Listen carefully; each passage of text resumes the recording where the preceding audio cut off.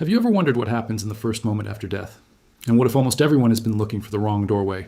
What if an ancient banned text claimed the dead do not drift freely into peace, but enter a waiting place with a hidden danger most souls never see coming? And before we go deeper, do this with me. Like this video, subscribe if you love forgotten mysteries, and share it with one person who still asks the questions most people are too afraid to touch. The Book of Enoch has fascinated people for centuries, but not because it gives soft answers.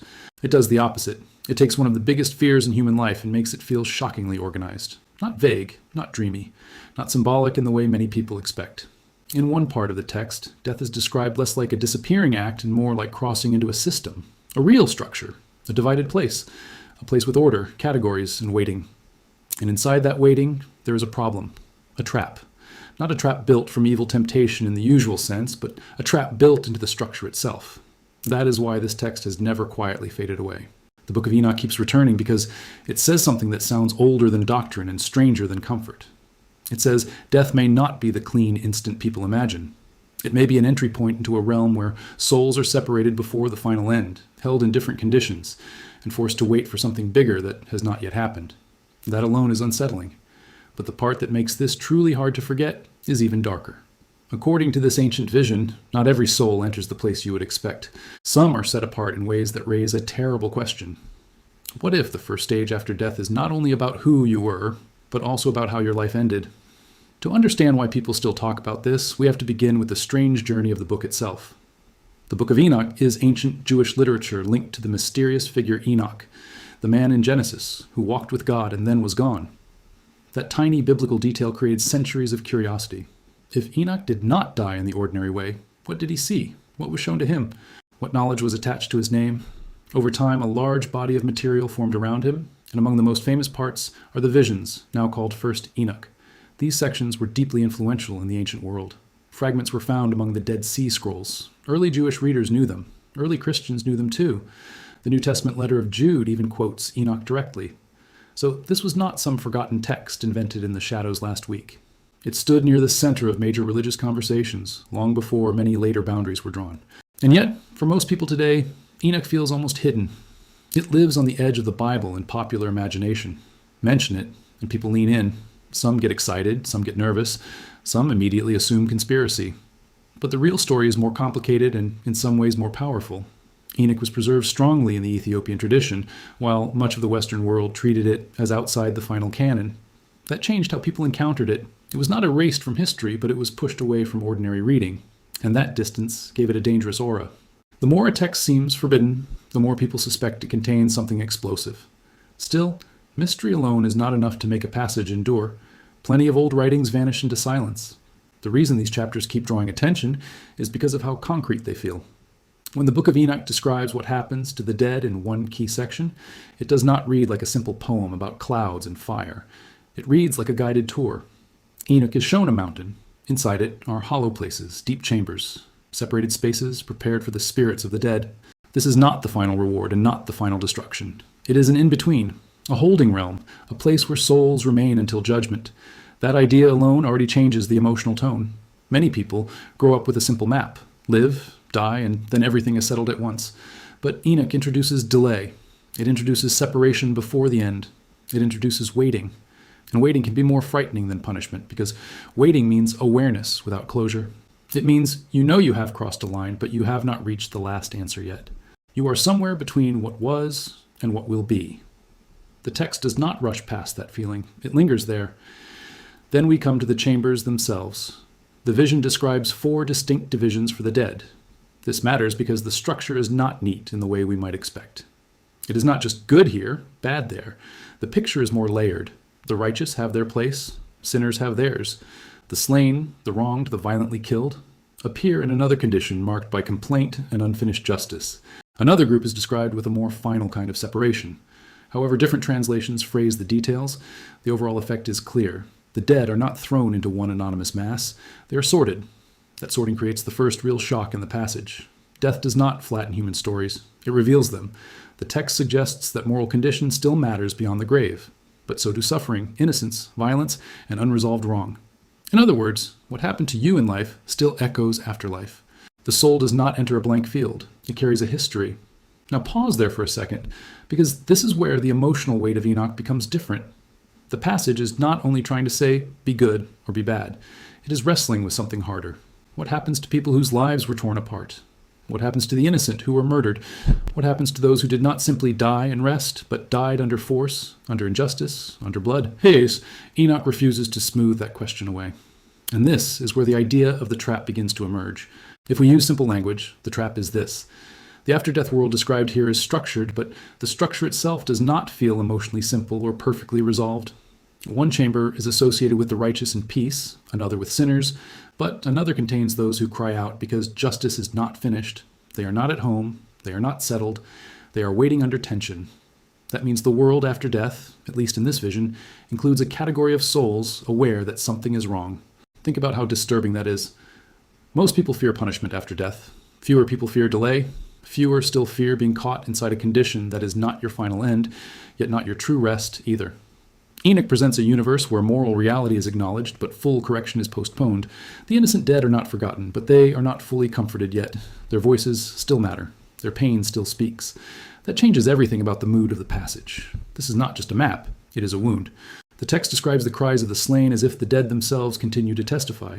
Their existence becomes accusation. Their memory becomes evidence. Their waiting becomes a demand that history is not allowed to ignore. So the trap is not merely that souls are divided. The trap is that death does not instantly solve injustice. Some souls enter a state where they must wait for judgment to expose what life never repaired. And if that is true, then the real danger is not only what comes after death. The real danger is living in such a way that you misunderstand what death is.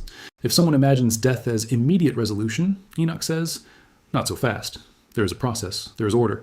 There are places of waiting, there is separation, there is memory, there is unfinished moral tension carried forward beyond the grave. That is why the passage feels so modern, even though it is ancient. We live in a world obsessed with instant answers, instant healing, instant justice, instant meaning. Enoch offers none of that. It describes a cosmos where truth is patient, judgment is delayed, and suffering is not erased by a slogan.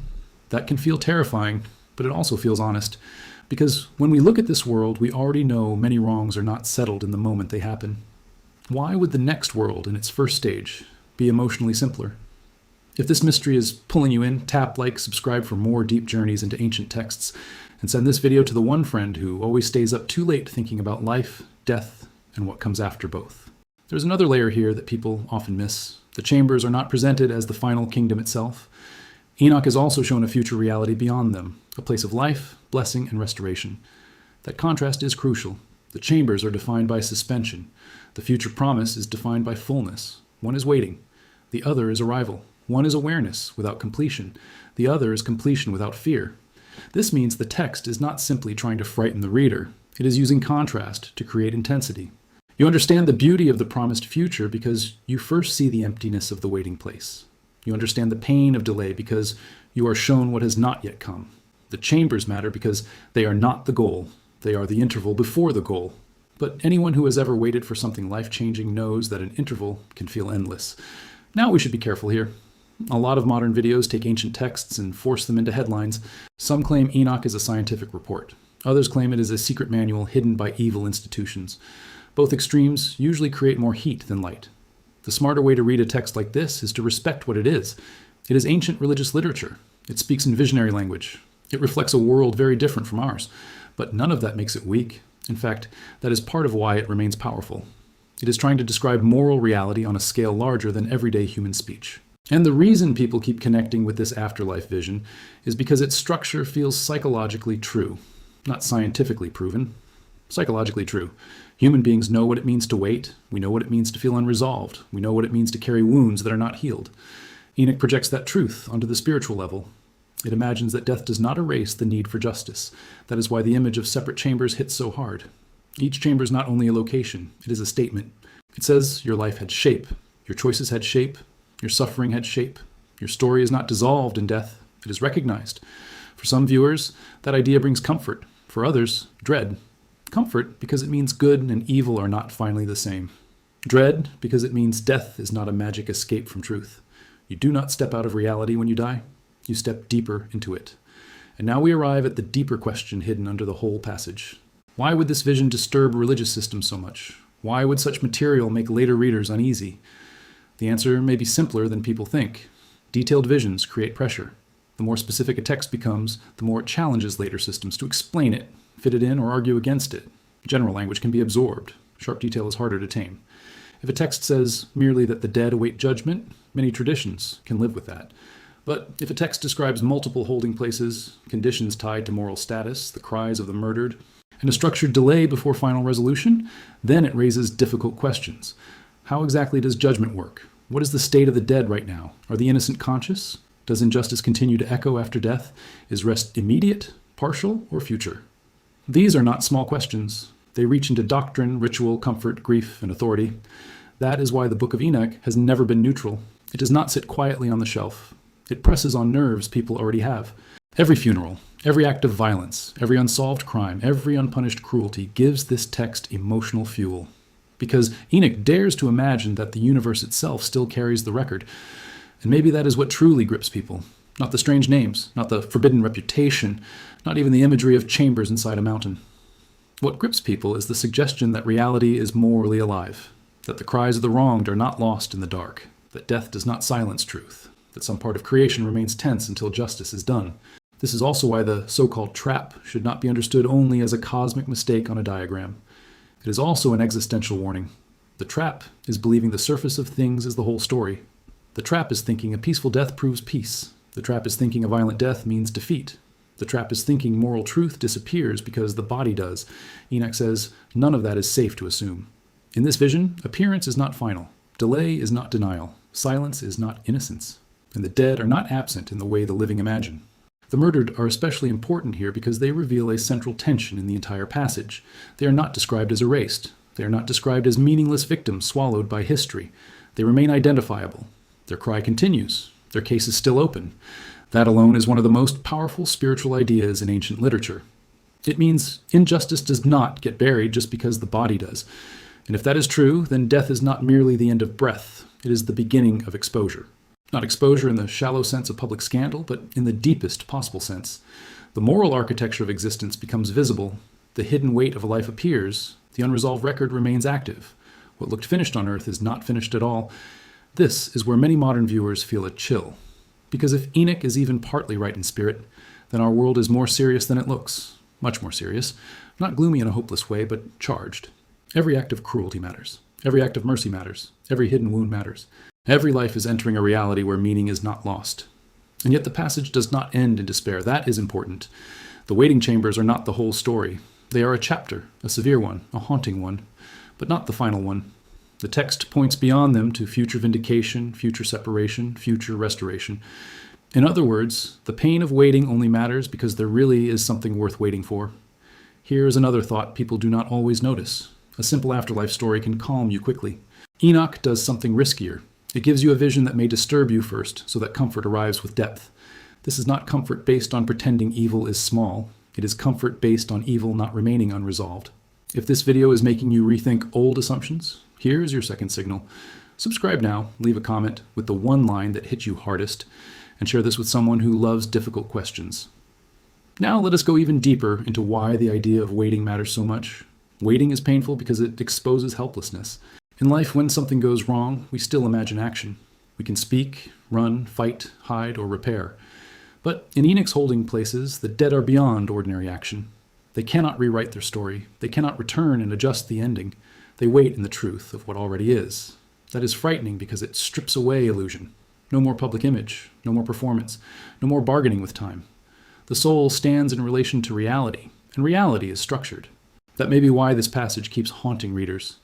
It pushes past speculation and turns death into moral exposure. But the other side of that idea is just as powerful. If the dead wait in truth, victims are not lost either. The people never defended, the people misjudged, the people silenced, the people crushed by power. Enoch imagines that their case remains alive before the throne of heaven. Their suffering is not forgotten dust. This is one reason the passage feels so emotionally intelligent. It understands that humans do not only fear guilt, they also fear abandonment. They fear that pain meant nothing. They fear that if justice did not happen here, it never will. Enoch refuses that fear the last word. It says no, the cry continues. The moral claim survives, even if you do not read the text as literal topography. The spiritual insight is still massive. A universe worth trusting must remember the broken. A judgment worth the name must hear the silenced. Enoch builds that conviction into the architecture of the unseen world. So what is the hidden trap people do not see? At the deepest level, it may be this. Many people spend life preparing for an ending when they should be preparing for disclosure. They imagine death as vanishing, but the text imagines death as sorting. They imagine rest as automatic, but the text imagines rest as related to truth, justice, and timing. They imagine that what others did to them disappears, but the text imagines that even spilled blood still speaks. That changes how a person lives right now. If death is disclosure, then character matters more than image. If death is sorting, then private choices matter as much as public performance. If the cries of the wronged remain alive, then how we treat people matters beyond anything this world can measure. This is why a text like Enoch still breaks through modern noise. It does not flatter the viewer. It does not tell you that vague spirituality will cover everything. It does not say all roads feel the same. It says reality has structure, reality has memory, reality has moral depth. And human beings step into that depth whether they prepared for it or not. Some people hear this and focus only on fear, but fear is not the highest note in the passage. Seriousness is. There's a difference. Fear can freeze you. Seriousness can wake you up. Enoch wants to wake the reader up. It wants you to feel the weight of existence. It wants you to know that life is not random theater. It is witnessed. It is measured. It is remembered. That may also explain why the book survives in public imagination, even outside formal religious use. Because modern people are starving for seriousness.